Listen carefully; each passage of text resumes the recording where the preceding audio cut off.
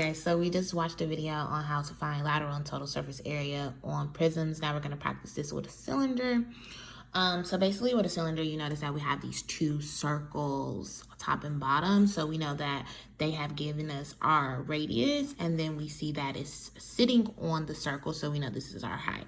So this is going to be really helpful because when you go to look at these formulas, the letters that we are looking at is R, and we know that R means radius, and then H, and we know that H is our height.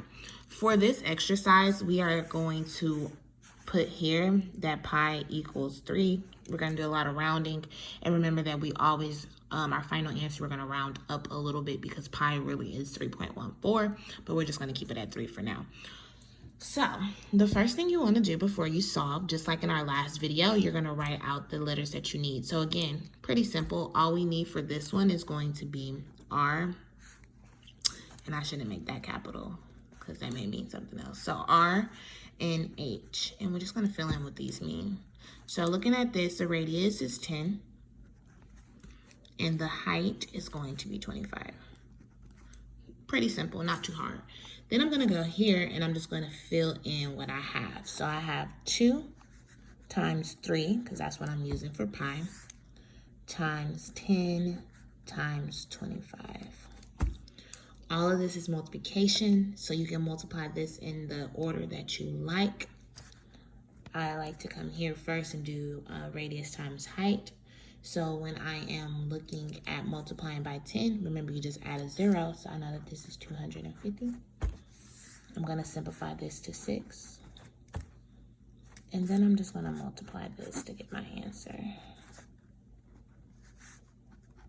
So I get that the lateral surface area is going to be 1,500 centimeters squared. Simple. So now let's look at total. So the good thing is total has our lateral there. So all we have to put here is 1,500. We don't have to resolve for that. And then we need to figure out the rest of this, right?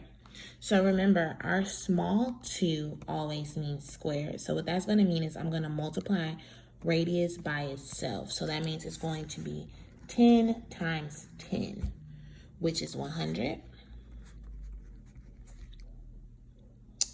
And then I have 2 times pi, which is about 6. So I have 6 times 100, which gives me 600. So now I need to add this 600 into the 1,500 I already got to get my total. And I find out that the lateral is going to be 2,100 centimeters squared. And this is how you find the total and the lateral surface area of a cylinder.